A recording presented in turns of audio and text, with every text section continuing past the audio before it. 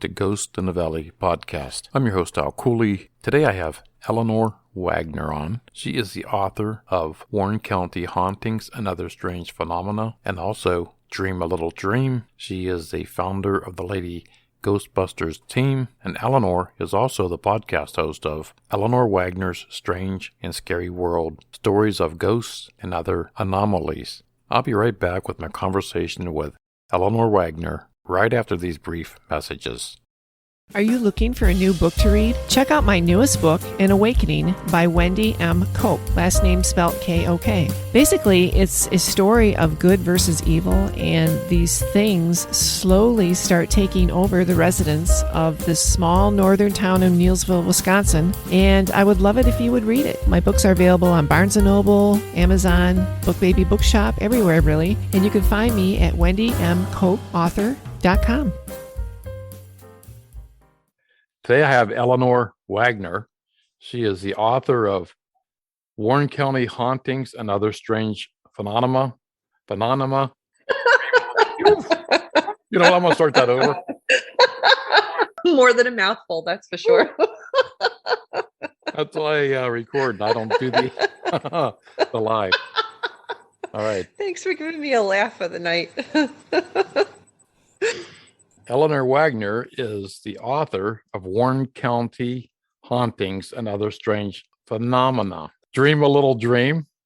She's a paranormal investigator, the founder of the Lady Ghostbusters team, and the podcast host of Eleanor Wagner's Strange and Scary World, Stories of Ghosts and Other Anomalies. Whew, I got through that. Welcome, Eleanor. Thank you so much for having me. You did good. Sometimes I get tongue-tied over these phenomena, Yeah, phenomena. Yeah. I'm so used to it by now, so it's second nature for me. Well, don't forget I have the Sussex County Hauntings books that came before the Warren County Hauntings, and added the Other Strange Phenomena into that part of the title, so it's stuck. So it's gone for the entire series that way. Okay, so it's like, is the Warren County Hauntings book 2, or is it a different actually, book? No, it's actually book 3 in the series. It's my very first book was Dream a Little Dream, and it's a supernatural paranormal romance that takes place in Sussex County, where I live now. I got distracted and started to write this book about local hauntings because I'm sensitive. I've had experiences. I had a haunted shop that I owned in Sussex. And I said, well, let me see if the people in the area would like to share their stories. And so that's how book 1 of Sussex County Hauntings was started. I thought it was only going to be one book. And then by the time I finished book 1, I had a whole bunch of stories left over for a whole other book. So I said, okay, I'm going to write book 2. And then I started accumulating file folders because people who were reaching out to me with their stories were coming from counties that I wasn't even writing about. So I had probably 5 or 6 separate folders for different counties. And so that's where the Warren County Hauntings and Other Strange Phenomena came from, because it was the next biggest folder that I had. And I released that this past Halloween. And so now I'm currently working on Sussex County Hauntings and Other Strange Phenomena Part 3. It was only supposed to be Sussex County Hauntings or Warren County Hauntings or Pike County Hauntings. And then I just added the Other Strange Phenomena category when I wrote the first book, because not only were people reaching out to me with stories about ghosts, they were reaching out to me with stories about Bigfoot in Sussex County and UFO sightings. And so those don't necessarily fit into the category of ghosts and hauntings. So I said, you know what, I'm going to put Other Strange Phenomena in so I could put those chapters in there. And it was really a great call, because the Bigfoot chapter is probably one of the biggest chapters in the whole book. And then when I was writing Sussex 2, the Other Strange Phenomena category opened up a whole world of opportunity for me. So I chose for that particular book to write about people's visits with their deceased loved ones. When people have their deceased loved ones come back to pay them visits. And also when people are with their loved ones at their time of death. that's a very poignant experience for people when they're with a loved one when they pass, and a lot of them have some very, very interesting stories. So I put in those chapters, and then when I came out with Warren County Hauntings, I used near-death experience stories from people to be put into those chapters. So it worked out rather nicely. Now, are these based off of true stories? They are. They're all true account stories from people around the county. And I do get, people just sending me stories about bumps in the night and footsteps that they hear. And I'm not going to necessarily write about those. The stories that I've selected to put in the book are the really more interesting tales that people will either get a good scare from or a really heartfelt reaction from, that sort of thing. Where is Sussex County? It's in northern part of New Jersey. Okay. Warren County's there also? High Point State Mountain is part of Sussex County. Warren County is the next county over. So it connects two, but they run through each other kind of. Before all of this, before your books, what led you into the paranormal to begin with? I've been sensitive my whole life. I lived with a ghost in my own house growing up in the Bronx. So I always knew that I had a sensitivity to spirit, and ultimately started writing about it when I was writing these books. And that's how the Lady Ghostbuster team was formed, because I was writing the first Sussex Hauntings book in 2019 when I was given the opportunity to have an investigation in the Sterling Hill Mining Museum in Ogdensburg, New Jersey. It's a non-functioning mine today, but for years it was a functioning mine. And of course, with that went hundreds upon hundreds of deaths, undocumented and documented when they started doing that. And so to be given the chance to go in there and do an investigation with the paranormal team was like a godsend. Oh, yes, I want to do it. And then I was like, well, I don't have a paranormal team, so I've got to assemble one. Yeah, I scrambled to put one together. So, growing up, you said your calling was for this, really. I mean, and you had a personal experience with the ghost. Was it in the house? It was. In one certain house, or did it follow you? No, it wasn't a follower. No. And, certain people that have ghosts that follow them, really, it's considered an attachment.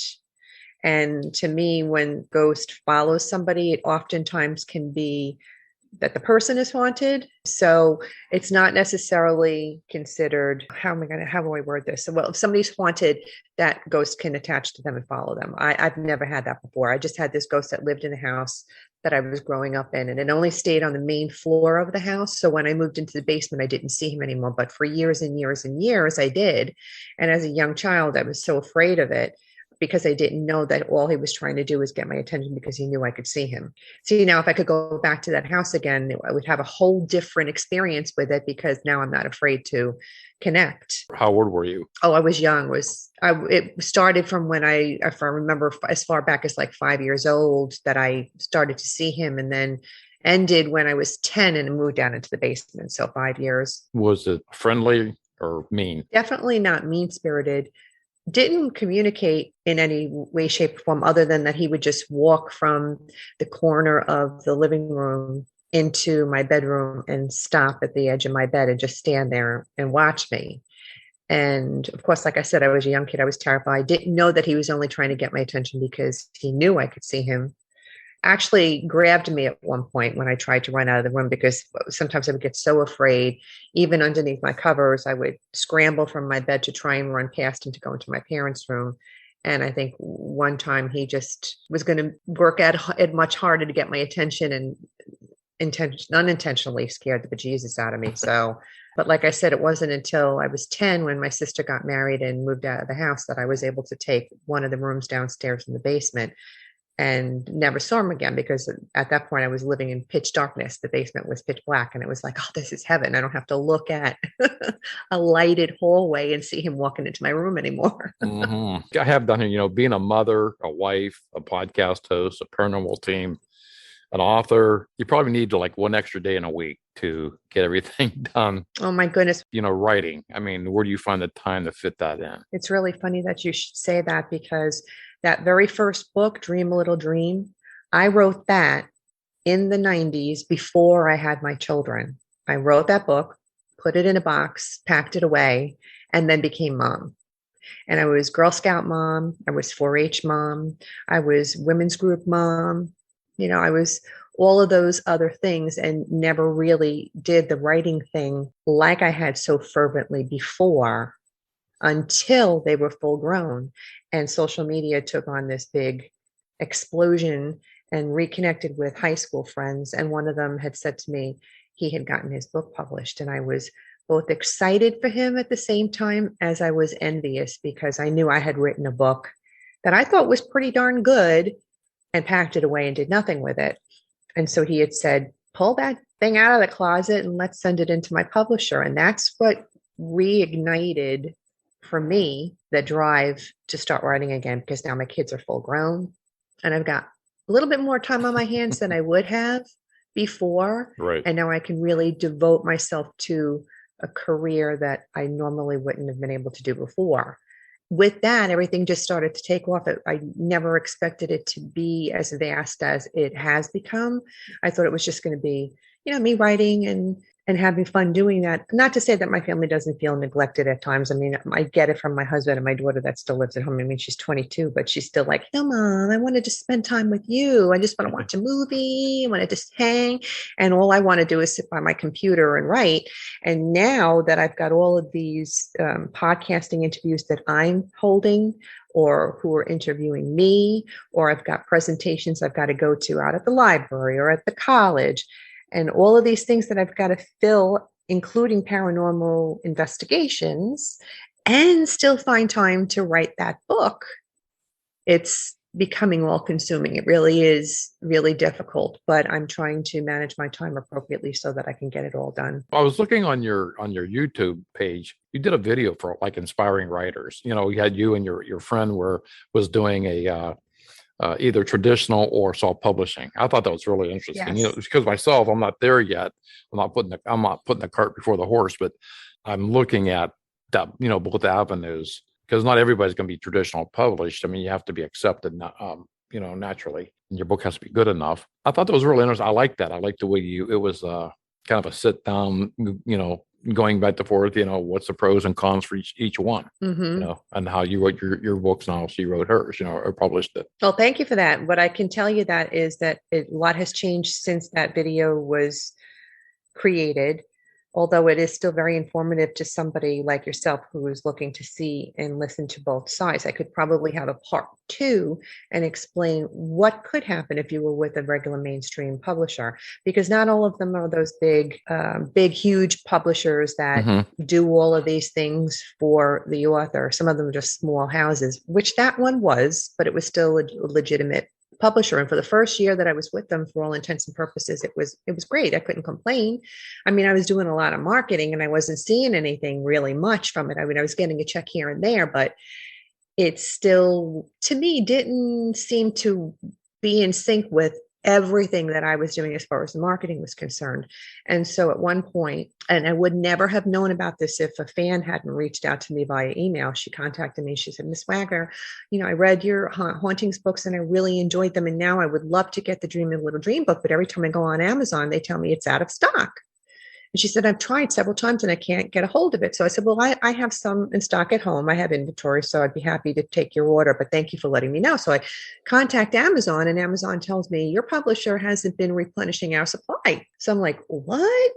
So now I'm thinking, how many people were trying to get this book from all of this marketing that I've done and haven't been able to because it's out of stock. So now I try to reach the publisher, which can be a daunting task if they don't have a regular telephone number. If it's a small publisher, a lot of them have full-time jobs and they're doing this on the side, which was the case with this particular publishing firm. But I tried all the avenues that I'd used before to get in touch with them and had always been able to reach them. And now all of a sudden I'm not able to reach them. Either they're ignoring me or they're just not getting my messages. And I'm starting to get really aggravated. So I take it upon myself to go on the website and reach out to every single author that was on that publishing firm's website and contacted them. And I said, this is what's going on with me. Have you had any issues with them? And every single one of them came back with an issue, but one. Wow. Something's not right here. So now I have to take the bull by the horn and I've got to take drastic measures And I don't even know how I was able to get in touch with somebody from there. And I said, look, I've been trying to reach you and nobody's been responding to me. And now I've contacted my lawyer. I want the rights to my books back. And so she, I guess, knew who to get in touch with and put me in contact with the person. And I ended up getting the rights to my books back, and I republished Dream a Little Dream as an independent publisher. The children's book, which is not out yet, but I have a children's book series. That's actually what I went to school for, writing for children. I have this children's book series that they held on to for several years that they didn't do anything with. So now that's mine again, and it's with the illustrator now. So I'm hoping that that will be completed by this Christmas. So when I went to the Sussex County Hauntings books, I was going to publish them by myself independently. Mm-hmm. And I've had a really good experience doing that. Everything is in my control. I can do it however I want. And all of that marketing that I did before is now paying off because I'm doing it for myself. There's not that intermediary person. It's a lot of work. Right. I guess that would be the dangers of going traditional, would be making sure you have a legitimate publisher. Mm-hmm. There's a lot out there now, and there's millions of writers out there trying to put their book out. But, and you're competing with so many people. But, like these variety presses out there, that I know of a lot of stories where people have been taken, mm-hmm. putting money in and not getting out. Well, that's the one thing I was told in school. The one thing that stuck with me was, when you're an author and you're submitting to a publisher, the one thing is you should not have to lay out a dime of your own money. For any publisher, small publishing firm or big, you don't lay out a dime. So that was the one thing when they originally sent me the contract for that book, Dream a Little Dream. If they were going to ask me for money, I would have said, bye, no, thank you. But it didn't cost me anything. I didn't have to lay out anything. So they really, like I said, the experience was great. I mean, they had an editor. My book went to the editor and we worked together. And so for all intents and purposes, they started out good. And I don't know what went wrong or how it went awry, but it did. And so I decided to just break my ties with them. But you do have to watch. And like I said, the one thing you can remember is you shouldn't have to dish out a dime of your own money. I listened to your episode of the 1966 UFO over Wanacue. Yes. I enjoyed that one. I like that one, because, you have firsthand people that were there that witnessed some of the stuff that, goes on. I enjoyed that one. I like that one a lot. It was really cool, especially since he had corresponded with Professor Hynek, which is mm-hmm. well known in the Project Blue Book series. So when I've heard about that before, and to hear Nick Frasche say that, he was corresponding with the man, it was really cool, because now you're hearing about Professor Hynek and his separate journal of the reality of what he was doing as opposed to what they told him he had to do. So I look at these timelines of a lot of these UFO sightings, the facts that the people present. In 1966, 1969, it seemed like that was busy years for UFO encounters. So on Eleanor Wagner's Strange and Scary World, does that relate to like all paranormal activity, like UFOs, Bigfoot? Exactly. We can have a little bit of everything, even conspiracy theorists and cryptids and all of that stuff. Yeah. So that it can touch upon whatever you might find strange or scary. Stories of ghosts and other anomalies. I'm thinking, well, other anomalies have to be like the unexplained. And that's what paranormal is. Yes. From Bigfoot to Fae to everything, anything paranormal. Mm-hmm. Your story growing up, my story growing up are similar, with a ghost in the house. Mm-hmm. It's everywhere. Everybody has a similar story. And everybody likes a good ghost story. It doesn't have to be just in Ohio, has to listen to ghost stories in Ohio, or in Sussex County have to listen to me, it's about the landscape of life and the endurance of the souls that live there. So when I write my books, I like to talk about the history of the town a little bit. And if I have a little history about the location, let's say if it takes place in an 1800s building, I like to tell people a little about that history if I can. And then I like to tell them about the personal account of the residents in that building that they've shared with me, which brought us together. And then if I have a chance to bring in my paranormal team to do an investigation, then I can share whatever it is that we unearth on our investigation as well. And like I said, it doesn't really matter where you live. Everybody likes to hear a good ghost story. And especially a true ghost story. But it leads me to, you were talking about your paranormal team. the Lady Ghostbusters. I mean, you formed a team. What does your team do? Okay. Well, the team, I should start with telling you that story that I began a little earlier about the mine and how we were invited. I was invited to bring my paranormal team into this mine to do an investigation, but I didn't have a paranormal team. I was saying yes to the president of this mine. Oh, yeah, great. Thank you so much. I'm going, shit, I don't have a team. Now I got to get a team together. So what I did is I would always go on these weekends away with friends of mine to go do some investigations in local places that were known to be haunted. And so in our travels at one point locally, we met a paranormal team that I had kept in touch with on Facebook. And so I reached out to a few of them and said, would you like to come? And then I was already heavily into interviewing people for that first book. And at the time I had really connected with these 5 women who were very intuitive. They were gifted. They did experienced things their entire lives. Some of them were psychic. Some of them were just sensitives. They could see, smell, hear, that kind of thing, spirit. So I said, you know what? I know that they really don't know me, but we had lengthy conversations about their stories that I was writing about. Let me ask them if they want to join me on this adventure. And I planned it specifically for my birthday weekend. This was my birthday present to myself, to go in the mines. And we ended up staying in there for 6 hours. But I can tell you that in a little bit. I invite these 5 women to come on this adventure. And out of the 5, 3 of them accepted. And those 3 women are still with me today. So that initial group that came to that Sterling Hill Mines Museum investigation is still with me today, the core group. Since then, we have 20 members. Some of them are men who don't care that they're paranormal investigators with the Lady Ghostbusters team. I looked at your webpage. I'm like, well, there's men on here. There's men on this team. Yes, there are. Yeah. Yep. They don't mind being paranormal investigators with the Lady Ghostbuster team. So, which works out very nicely because we love these select men that we have in our group as well. It's just grown, but we have investigations and I kind of put it out there. If I have a large space, I can have a larger group come along. If it's a smaller space, I have to keep it small. But before COVID, we were doing an investigation every weekend, and then COVID hit. So it kind of shut everything down and things are starting to pick up again. So how many, you said you have 20 on your team, 20 members? Yes. And I imagine they all have, I mean, a love for the paranormal naturally, but the gifts, they have especially gifted, like psychic mediums, each have a certain gift, can provide to the team. Absolutely. And I try and assemble people with gifts because it's very helpful, especially if there were residents and businesses reaching out to us to say, could you come and tell us what's going on? But I don't outrule people either. I have 3 or 4 people on the team who are not sensitive or gifted in that respect, but they love to video, they love the history and contribute in other ways that are very, very helpful.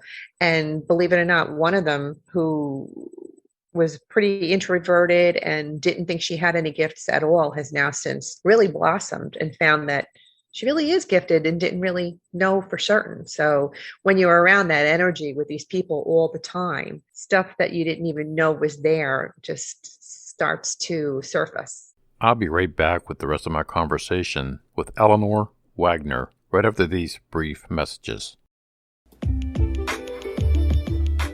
Hello, and welcome to Chit and Chat, a podcast for encouraging others. Who needs encouraging? Everyone needs some encouragement. I reach out to musicians, nonprofits, comedians, whoever I can find to come on here and share encouragement to you. Why? Why not? We live in a negative world. Negative news, negative social media half the time. This podcast is about encouraging others, encouraging one another. So why not share encouragement to our friends, family, coworker? You know what? Encouragement is contagious. Let's spread it to one and all, to all parts of the world. This is Chit and Chat.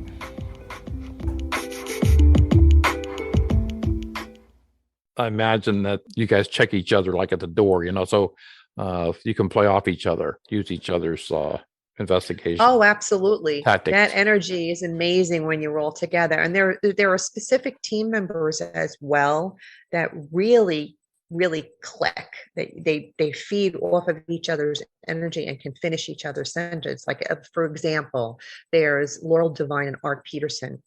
They are two people that met for the very first time at that mining investigation.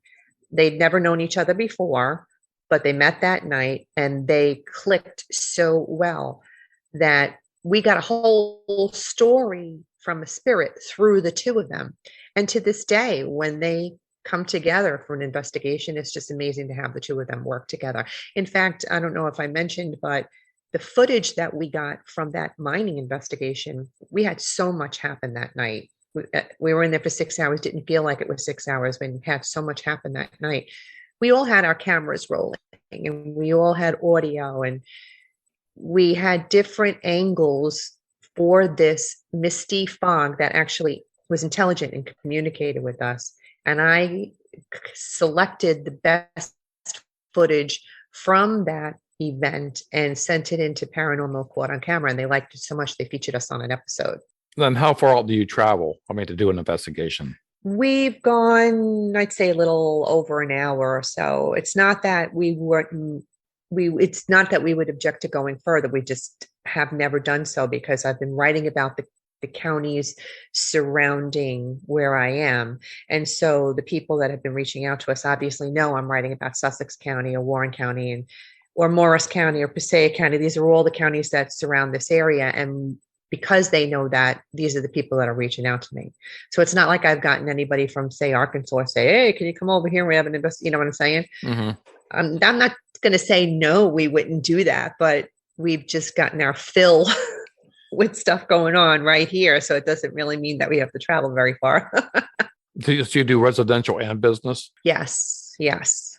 A lot of the times people will send me some sort of footage, maybe from their security cameras or what have you, and say, I think it's paranormal. What do you think? And so I'll look at it and I'll pass it along to some of the other members and get their feedback on what they think. And that's how we decide whether it warrants an investigation or not. And then we decide if we're going to go in and see for ourselves. What about cemeteries? Cemeteries are great. They're great. I'm afraid to ask that question because sometimes I get people that do not want to touch a cemetery. Oh, no, they're great. Yeah. Oh, no. I find them very peaceful. Mm-hmm. There's nothing scary, in my opinion, in the cemetery. In fact, the very first investigation that we went on was at the Deckertown Cemetery. And it was a very cool moonlit October night. It was perfect for this cemetery tour. And we were just randomly taking pictures. We were told, take them in succession. So we would take maybe 3 of the same spot, because if something was to appear, it wouldn't appear and say the first frame, but come in the second frame and maybe not the third frame. You'd probably end up with about 150 pictures, maybe by the time the end of the night, and go home and you'd be going through all these pictures to see if you come up with anything. And I got a great picture of a spirit in 2 frames. And I got 5 great shots that night, but 2 of the same spirit in 2 frames, and put it in book 1. I posted that in book 1 because I was so excited about it. Has anybody been hurt during an investigation on your team? Scratched, pushed? Yeah. That story is actually going to be coming out in Sussex County Hauntings 3. I wrote about the location in Sussex County Hauntings book 1, but when I was writing that particular chapter, my friend at the time had a shop in the building and then moved it out. So I never got my investigative team in there, never had the opportunity. And after I had written the book already, a new store owner contacted me and said, I know you wrote about this in your first book, but I'm in there now and we have a lot of activity. So I was like, wow, can we come in? And she said, yeah. So we went and did an investigation, and we actually have been back there, I want to say 3 or 4 times. And the third time that the team went back there, it was right after the business owner located a hidden staircase that was not visible from the attic or from obviously the wall that she found it behind. And we knew that that's why she was suddenly having all this major activity, because there was something very, very suspicious about this hidden stairway. And it ended up being not good. I mean, because, when everybody hears about history, they're all like, oh, I love history. But sometimes history is not good, and it is wrought with prostitution and murder and human trafficking and all of that stuff that a lot of people don't know about. And in this particular instance, the spirits in the building were two brothers, and the one brother was a sea captain who had died at sea, who for all intents and purposes was the good spirit throughout all the visits while we were there and appearances to people over the years. But when that stairwell was accessed and unearthed, the mean brother, the one who was doing the child trafficking, actually was what he was doing. He had them locked up in this little room in the attic, and we unearthed the scratchings of their names on the wall. It was really a very, very sad thing. But yes, in answer to your question, one of the women who was channeling the bad brother was scratched and bruised from that incident. Yeah, because sometimes people get confused between an evil spirit, a bad spirit, and a demon. In my personal experience over the past 40 years, I've only come across demons twice. And I didn't handle either one of those because I'm not qualified. But I had other guests come on and say, you have what do you call a bad spirit, an ornery spirit. I had somebody say, if you're an asshole in life, you're going to be an asshole yes. in death. I was just going to say that. You took the words right out of my mouth. Have you ever went to a funeral and the guy's there, and you hate to say it, but he was such a great guy. No, he wasn't. And sometimes I think that when you do an investigation, sometimes you get pushed. That doesn't mean it's a demon. Right. It's just somebody who was mean, doesn't want you there, and is going to put. Yeah, I know exactly. You took the words right out of my mouth.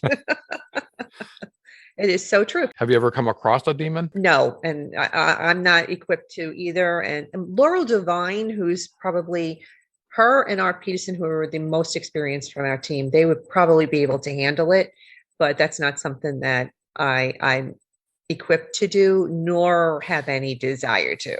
So, but we have had mean spirits before. I love the fact when you said, about the history, because I do think, history does play a part in a lot of your investigations on what you're investigating and who you're investigating. I agree. Now, do you believe you can move a spirit on? Oh, absolutely. And I personally like to give them the opportunity to do that.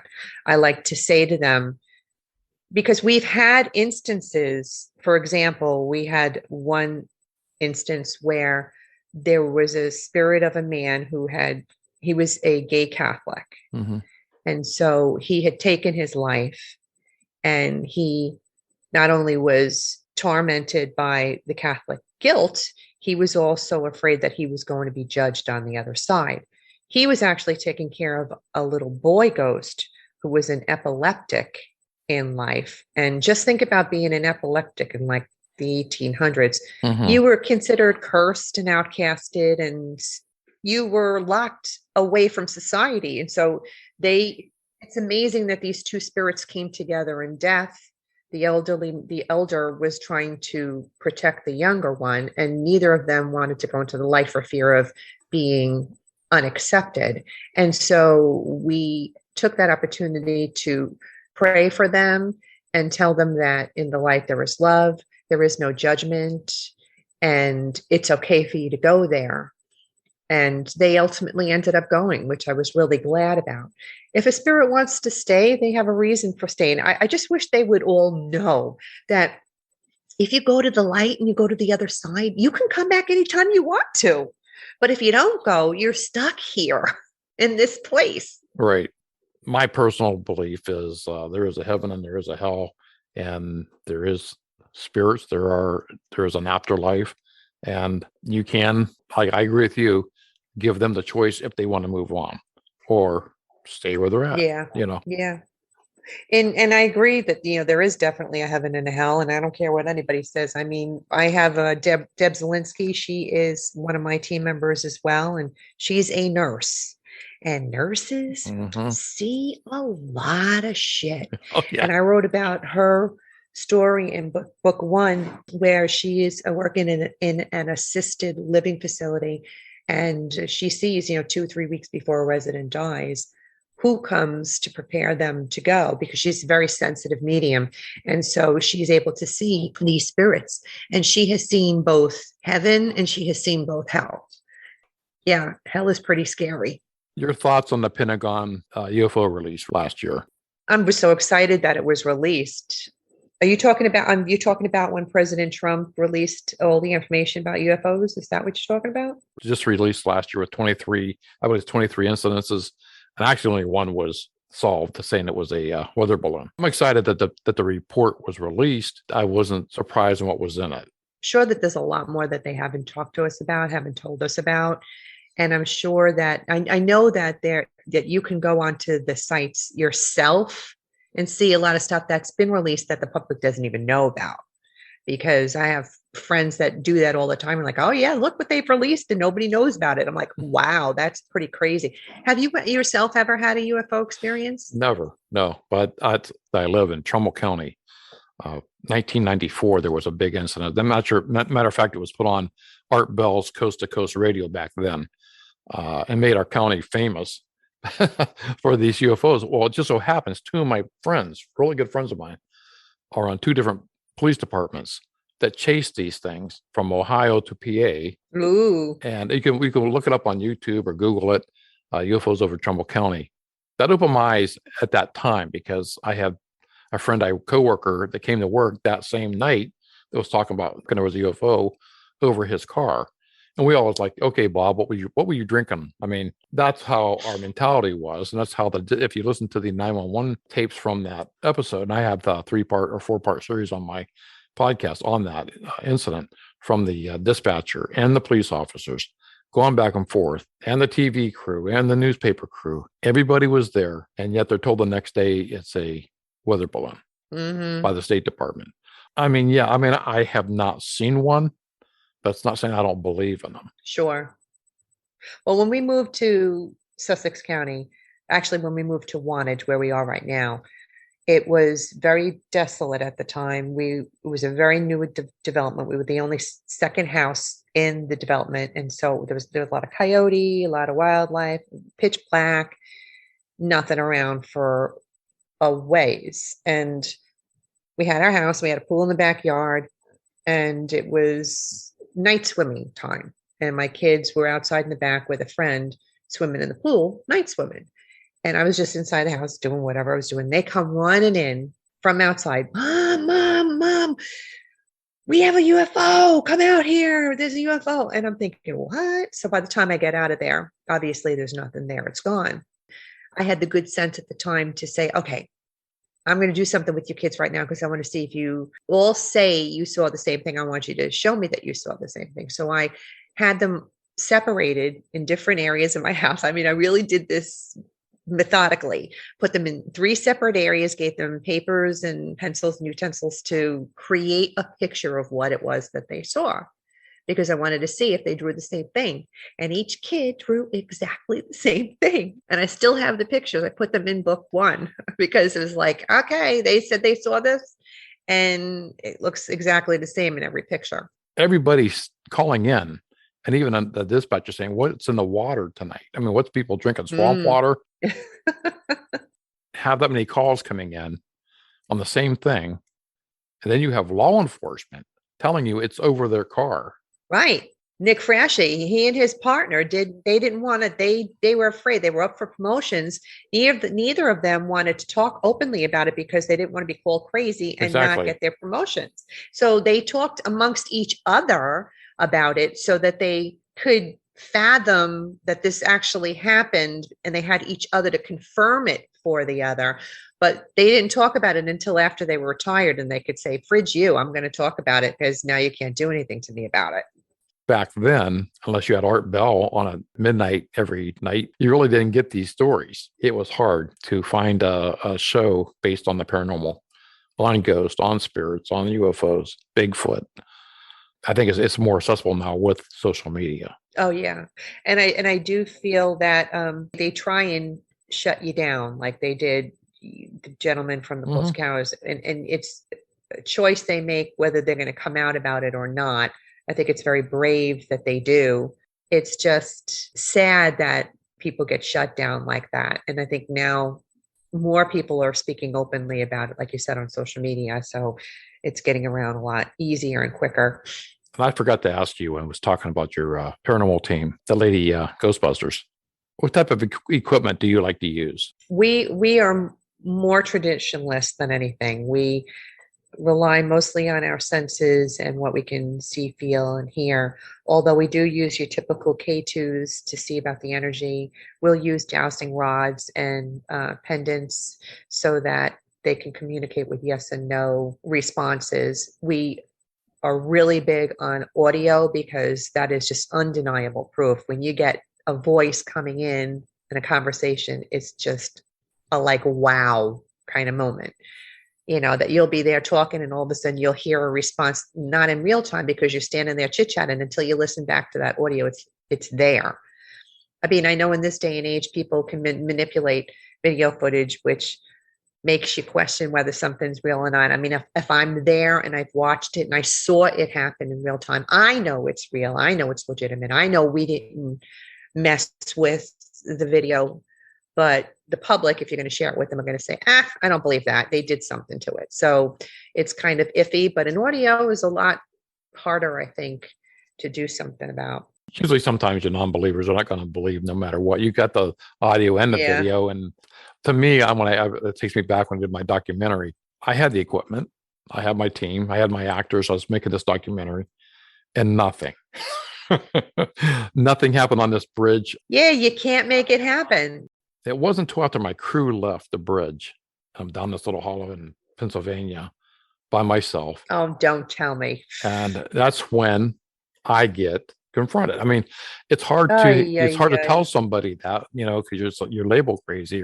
Yeah, and they're like, yeah, you were there that whole time and nothing happened, and you're going to tell me something happened? Yeah. Right. If somebody's behind you and pushes you, like with their fist in your back, you know you were pushed. I mean, it's not a muscle spasm, or your ears flicked or you're breathed on it, you hear a growl. I mean, all that. Yeah. And I'm like, okay, you couldn't do this when the people and the cameras were here. And you know what? I don't feel like I got to convince anybody. I don't really care if anybody believes me or not. I know what I do and what happens to me, and I don't got to convince anybody of it. You don't want to believe me? Okay, then don't believe me. I really don't care. I know what I seen, felt, and heard. And if you want to hear the story, I'll be happy to tell you about it. But I'm not interested in whether you believe it or not. And that's like me with my book. 55 years ago, why used it take me so long to write it? Well, I mean, I'm figuring now it's time to get the story out. And it did happen. And there's a few people left that it happened to in this house. Finally getting something out that I wanted to put out a long time ago. Exactly. There's a time and a reason for everything. There's no coincidence. I definitely feel like even me starting my own life and my own career at 50 was meant to happen. I mean, I've been sensitive my entire life, but I had an incident that happened when I was 12 that shut it down entirely. And it wasn't until the death of my father that it was reignited, reawakened. And it was like, wow, this was so real. And then from that point on, I was like, okay, I'm here, I'm ready, And so it just kept getting better and better. And it wasn't until that moment when I was 50 when everything started to turn around for me. And now, because I'm doing it so often, I'm just getting better and better and better. Mm-hmm. There's no coincidence. There's got to be a reason why it's happening. Well, I don't believe in coincidences. Everything happens for a reason. Absolutely. So what do you have planned for 2022? Oh boy, for 2022, getting back into all the investigations, full-fledged, because COVID's gone away and people are unmasking, and it's like, yay, we can get back to normal life again. So I plan on all those investigations that we were supposed to have, reconnecting with those groups and saying, we're ready, will you let us in? And I've been really doing a lot of work with historical societies because I've already told you I love history, and I think it's really important for us to preserve history. And so if I'm able to help that in some way, that's a goal of mine. Helping to get these ghosts acknowledged, get their stories told, get people answers that live with them, get them to live together in peace and harmony if the spirits want to stay. That's all part of the goal. And to continue writing and continue podcasting and getting other people's stories out. That's my goal. Well, I wish you the best of luck with your Lady Ghostbusters, your writing, Thank you. and your podcast. Thank you. I'm learning as I go. It was all very new to me. It was a spur of the moment decision to see if I could go for it and do it. And I listened to some of the back and go, what was I thinking? I should have done a lot better. But, you got to learn and go with the flow and try and get better as you go along. Well, thank you for coming on today. Well, thank you so much for having me. And please let me know when your book comes out. I would love to read it. I want to thank Eleanor Wagner for coming on the show. And please go to the links below and check out Sussex County Hauntings, Book 1, Warren County Hauntings, and also Dream a Little Dream. Also, please check out Eleanor Wagner's The Lady Ghostbusters podcast. I'm your host, Al Cooley. I'll see you in 2 weeks on another great episode of Ghosts in the Valley podcast.